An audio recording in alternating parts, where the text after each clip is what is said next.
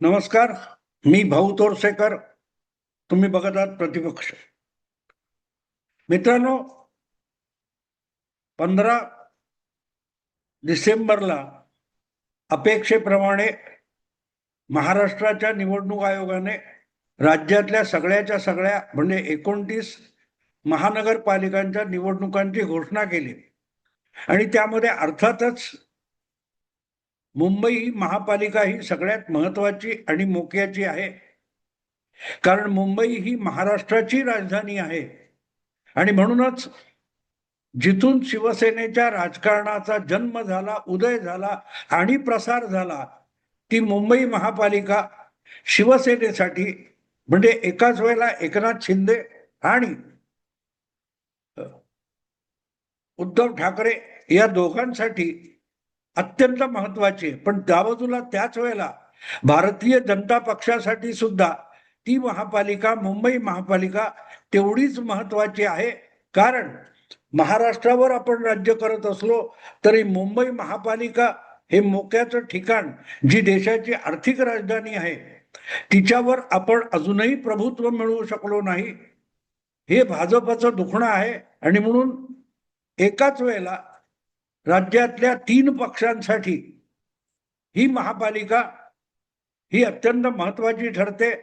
त्यामध्ये एक, आज राज्यात मुख्यमंत्री असलेला भारतीय जनता पक्ष, दुसरा एकनाथ शिंदे यांची अधिकृत शिवसेना, जिच्याकडे नाव आणि निशाणी सुद्धा कायद्याने आलेली आहे, तर तिसरा पक्ष उबाठा शिवसेना, म्हणजेच बाळासाहेबांनी ज्या आपल्या मुलाकडे पक्ष सोपवला होता आणि ज्याला तो सांभाळता आला नाही, असा शिवसेनेचा एक गट. पण आज त्यालाही एक राज्यातला पक्ष म्हणून मान्यता आहे. आणि परत एकदा शून्यातून सुरुवात म्हणतात, पुनश्च हरिओम म्हणतात, तसं उद्धव ठाकरे यांच्यासाठी आपल्या पित्याने जिथून पक्ष सुरू केला, राजकारण सुरू केलं, तिथून परत एकदा पाय रोवून उभं राहणं, या दृष्टीने उद्धव ठाकरे यांच्यासाठी मुंबई महापालिकेची निवडणूक अतिशय अटीतटीच्या महत्वाची आहे. कारण त्यांनी राज्यातून एक मोठा पक्ष म्हणून जी मान्यता होती किंवा त्यांच्याकडे तेवढी ताकद होती, ती गमावलेली आहे. आणि राज्यातलं राजकारण करता करता, त्याच्यावर राष्ट्रीय राजकारण करता करता आपलं मुंबईतलं स्थान सुद्धा उद्धव ठाकरे गमावून बसलेले आहे. आणि त्याचं कारण आकड्यातून दिसतं. मुंबईमध्ये विधानसभेच्या 15 जागा भारतीय जनता पक्षाने जिंकल्या, उद्धव ठाकरेंना फक्त 10 जागा जिंकता आल्या. म्हणजे उबाठा शिवसेनेच्या 1.5 पटीने भाजपचे आमदार आहेत. आणि एकनाथ शिंदे यांचं सुद्धा नुकसान झालेलं नाही म्हणता येणार, पण उद्धव ठाकरे सोबत नाहीत आणि वेगळं झाल्यामुळे त्यांचे 6 आमदार निवडून आले. म्हणजे अगदी मोजायला आपण गेलो तो उद्धव आणि एकनाथ यांच्या आमदारांची बेरीज 16 होते आणि ती भाजपपेक्षा 1ने जास्त आहे. पण इथे एक गोष्ट लक्षात घ्यायला लागेल की जेव्हा एकत्रित युतीमध्ये किंवा स्वतंत्रपणे देखील उद्धव ठाकरे लढत होते, तेव्हा सुद्धा भाजपने त्यांच्यापेक्षा अधिकची आमदार संख्या निवडून आणली होती. पण तो विषय आता जुना इतिहास बाजूला ठेवू आणि आजच्या परिस्थितीकडे बघू. जेवढं भाजपसाठी हा प्रतिष्ठेचा विषय आहे, त्यापेक्षा उद्धव ठाकरे यांच्यासाठी अस्तित्वाचा प्रश्न आहे. आणि राहिला तिसरा, एकनाथ शिंदे यांचा पक्ष, तर एकनाथ शिंदे यांच्यासाठी मुंबई ही तेवढी महत्वाची नाहीये. त्यांच्या दृष्टीने जोपर्यंत उद्धव ठाकरे राजकारणामध्ये सक्रिय आहेत आणि तुलनेनं का होईना सबळ आहेत, तोपर्यंत शिवसेना ही आपल्या संपूर्ण मुठीत आली किंवा आपल्या हुकुमतीखाली आली, यासाठी एकनाथ शिंदे निर्धास्त होऊ शकत नाही. उद्धव ठाकरेंची शिवसेना ही परत बाउन्स बॅक झाली तर सगळ्यात मोठं नुकसान हे एकनाथ शिंदे यांचं होऊ शकतं. आणि म्हणून एकाच वेळेला त्यांना मुंबईत आपलं स्थान शिवसेना अधिकृत पक्ष म्हणून टिकवायचं आहे, पण त्याचबरोबर उद्धव ठाकरे यांची ताकद मुंबईमध्ये कमी झाली पाहिजे, तरच मग खरी शिवसेना एकनाथ शिंदेची असं म्हटलं जाईल. आणि त्यासाठी मुंबई महापालिकेमध्ये उद्धव ठाकरे यांच्या बरोबरीने नगरसेवक निवडून आणणं किंवा त्यापेक्षा अधिक आणणं हे जितकं महत्वाचं आहे तितकं भाजपशी मुंबईमध्ये पालिकेच्या सत्तेसाठी झगडणं हे एकनाथ शिंदे यांच्यासाठी महत्वाचं नाही. त्यापेक्षा एकनाथ शिंदे हे जिथून राजकारणात आले, उभे राहिले, जिथे त्यांनी आपला प्रभाव निर्माण केला तो ठाणे जिल्हा आणि ठाणे महानगरपालिका हे क्षेत्र एकनाथ शिंदे यांच्यासाठी महत्वाचं आहे. आणि त्यामुळे ठाणा आपल्याकडे कायम ठेवायचं आणि निर्णायक रीतीने कायम ठेवायचं. तर भाजपला सोबत घेऊन ठाण्यावरील आपली निर्विवाद हुकूमत प्रस्थापित करणं ही एकनाथ शिंदे यांच्यासाठी मुंबईपेक्षाही प्रायोरिटीची गोष्ट आहे. तुलनेने मुंबईमध्ये मोठा पक्ष होणं हे महत्वाचं नाहीये. अगदी उद्धव ठाकरे यांच्यापेक्षाही मोठा पक्ष होणं हे सुद्धा महत्वाचं नाही.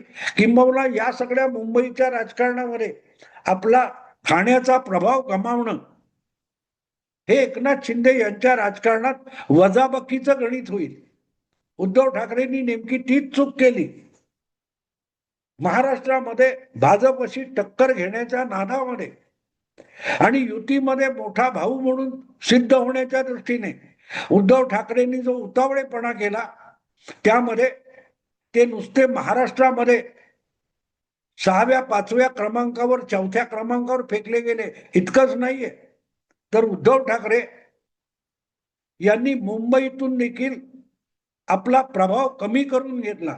ठीक आहे, आज सुद्धा आमदारांमध्ये उद्धव ठाकरे यांची संख्या 2 नंबरची म्हणजे 10 आहे. उरलेल्या सगळ्या महाराष्ट्रात मिळून फक्त 10 आमदार आणि मुंबईमध्ये 10 आमदार. याचा अर्थ मुंबई हा आज सुद्धा उभाठा शिवसेनेचा प्रभाव क्षेत्र आहे, बालेकिल्ला आहे. आणि तो वाचवला तर सगळे परत महाराष्ट्रामध्ये घोडदौड करता येईल. बाळासाहेबांनी 1985 मध्ये मुंबई जिंकली आणि नंतर वर्ष दीड वर्षांनी महाराष्ट्रात घोडदौड सुरू केली.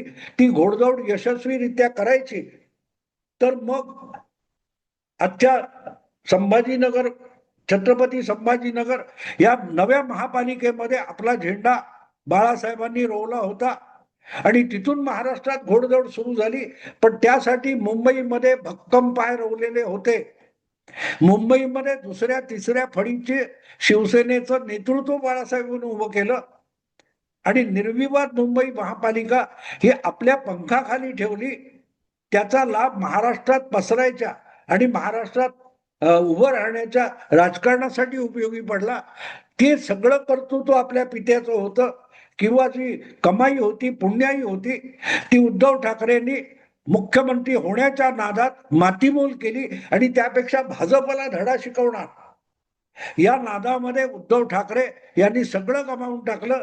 आणि त्यापासून एकनाथ शिंदे यांच्यासारखा माणूस हा जितका कार्यकर्ता आहे तितका अभ्यासू आहे, संयमी आहे. म्हणून आपला बालेकिल्ला जो ठाणे आहे तो तितकाच भक्कम ठेवणं आणि मुंबईमध्ये आपले हातपाय पसरून घेणं, त्या योगे उद्धव ठाकरेंच्या पेक्षा आपली ताकद वाढवणं आणि ती ताकद वाढवायची असेल तर मग भाजप बरोबर जुळतं घेणं एकनाथ शिंदे यांना आवश्यक आहे. आणि आता ज्या प्रकारचे सिग्नल देशभराच्या राजकारणातून प्रत्येक निवडणुकीतून येत आहेत तेव्हा वोट चोरी, ईव्हीएम असलं रडगाणं गाऊन लढता येणार नाही. उद्धव ठाकरे त्या नादाला लागलेत. पण दुसरीकडे महाराष्ट्र, बिहार, दिल्ली, हरियाणा या निवडणुका जिंकणाऱ्या भारतीय जनता पक्षाने आता केरळ सारख्या अत्यंत दुर्गम भागामध्ये भाजपसाठी राजकारणात दुर्गम असलेला जो दक्षिण भारत आहे त्या दक्षिण भारतापैकी कर्नाटकात भाजपने पक्के पाय रोवलेले आहेत. 1-2दा सत्तेत आलेले आहेत किंवा 2 नंबरचा पक्ष किंवा सत्ताधाऱ्यांना आव्हान देणारा पक्ष असं आपलं स्थान दक्षिणेत आणि प्रामुख्याने कर्नाटकात भाजपने निर्माण केलेलं आहे. पण तमिळनाडू आणि केरळ या राज्यामध्ये गेली 10, 15, 20 वर्ष संघर्ष करून सुद्धा आपलं प्रभाव क्षेत्र भाजपला दखलपात्र करता आलेलं नव्हतं. काल परवा ज्या केरळमध्ये स्थानिक संस्थांच्या निवडणुका झाल्या, जशा आता महाराष्ट्रात होत आहेत तशाच केरळमध्ये झाल्या, आणि त्याचे जे निकाल आले 12-13 तारीखला, 13 तारीखला केरळमधल्या स्थानिक नगरपालिका महापालिकांच्या निवडणुकांची मतमोजणी झाली, आणि त्यामधून जो सगळ्यात महत्वाचा संकेत पुढे आलाय तो बिहारचं पुढचं पाऊल आहे. मुंबई जशी महाराष्ट्र राज्याची राजधानी आहे, तसंच त्रिवेंद्रम किंवा तिरुवनंतपुरम ही केरळ राज्याची राजधानी आहे. आणि पहिल्यांदाच केरळच्या या राजधानीमध्ये तिरुवनंतपुरम मध्ये भारतीय जनता पक्षाने डाव्या आघाडीला झोपवलं आणि स्पष्ट एकपक्षीय बहुमत मिळवलेलं आहे. 101 नगरसेवकांची संख्या असलेल्या तिरुवनंतपुरम महापालिकेमध्ये पहिल्यांदाच भारतीय जनता पक्षाने 50 पेक्षा अधिक जागा मिळवल्यात. त्यामुळे अपरिहार्य परिस्थिती आता अशी आहे की त्रिवेंद्रम मध्ये तिरुवनंतपुरम मध्ये भारतीय जनता पक्षाचा महापौर बसणार आहे. आणखी काही महिन्यांनी, 6 महिन्यांनी केरळमध्ये सुद्धा विधानसभेची निवडणूक व्हायची आहे. आणि फक्त तिरुवनंतपुरम एक हाती जिंकलं असं नाही, तर इतर 2-3 महापालिकांमध्ये भाजपचा चंचू प्रवेश झालेला आहे. छोट्या मोठ्या इतर नगरपालिकांमध्ये भारतीय जनता पक्षाची आमदार संख्या, नगरसेवक संख्या पहिल्यांदा नजरेत भरावी इतकी झालेली आहे. आजपर्यंत काँग्रेसचं गठबंधन आणि डाव्यांचं गठबंधन यामध्ये जे 2 भागात केरळचं राजकारण विभागलं गेलेलं होतं, त्याला तिसरा कोन हा भाजपने यशस्वीरित्या निर्माण केलाय. आणि त्याचं प्रतिबिंब आपल्याला आता झालेल्या नगरपालिका महापालिकांच्या निवडणुकीत दिसतं. आणि म्हणून मी ते शीर्षक जे दिलेलं, तिरुवनंतपुरम जो आहे तो निकाल हा मुंबईकरांच्या गुरुवनंतपुरमला दिशा दाखवतोय. अगर तिरुवनंतपुरम सारख्या अत्यंत दुर्गम भागामध्ये, केरळ सारख्या दुर्गम राजकारणामध्ये भाजप इतक्या कष्टाने, मेहनतीने आणि पाय रोवून वर्षानुवर्षाच्या मेहनतीवर इतकं मोठं यश मिळवत असेल, अर्थात ते काँग्रेस आणि डाव्यांच्या तुलनेमध्ये नगण्य आहे, पण जिथे भाजप हे नाव घेणं अवघड होतं, तिथे 10 वर्षानंतर एक राज्याची प्रमुख शहर असलेली महानगरपालिका जिंकणं हे फार मोठं यश आहे. आणि म्हणून जर तिथे एवढं मोठं यश मिळवत असेल आणि ते मिळवण्यासाठी अपरंपार कष्ट भारतीय जनता पक्ष आणि त्याचे समर्थक घेत असतील, तर मुंबई महापालिकेवर दीर्घकाळ डोळा असलेला भारतीय जनता पक्ष, त्यांचे नेते, त्यांचे कार्यकर्ते, त्यांचे पाठीराखे, त्यांचे अनुयायी मुंबई महापालिका एक हाती जिंकण्याची ही संधी आहे, ज्यात उद्धव ठाकरे नावाचा अडसर आता उरलेला नाही आणि शिंदेची शिवसेना सोबत आहे. तर मुंबई पालिका जिंकण्यासाठी भाजपने कधीपासून किती तयारी केली असेल याची कल्पना करा. आणि म्हणून मी म्हटलंय की तिरुवनंतपुरम हा गुरु मुंबईकरांसाठी दिशा दाखवणारा निकाल आहे. इतकं सोपं नाहीये जितकं माध्यमांमध्ये रंगवलं जातं. माध्यमात बसलेले भडभुंजे आणि उथळ लोक, ज्या प्रकारे ठाकरे बंधू, ठाकरे ब्रँड असा कुठलाही ब्रँड नसतो, तिरुवनंतपुरम मध्ये डावी आघाडी हा ब्रँड होता. तिरुवनंतपुरम मध्ये शशी थरूर हा ब्रँड होता. शशी थरूर हा काँग्रेसचा नेता, लागोपाठ 4 लोकसभा निवडणुका त्या तिरुवनंतपुरम लोकसभा मतदारसंघातून निवडून आलेला आहे. आणि त्या लोकसभा मतदारसंघाचा एक हिस्सा हे महानगर आहे. जर ते पादाक्रांत करताना इतक्या सहजपणे पत्रकारांना, माध्यमांना गाफील ठेवून भारतीय जनता पक्ष इतकं मूलभूत काम करतो की ते मतदाराला प्रभावित करत असेल, तर मुंबईमध्ये आजच भाजपचे 15 आमदार आहेत, सर्वाधिक आमदार आहेत, कार्यकर्त्यांची फौज आहे.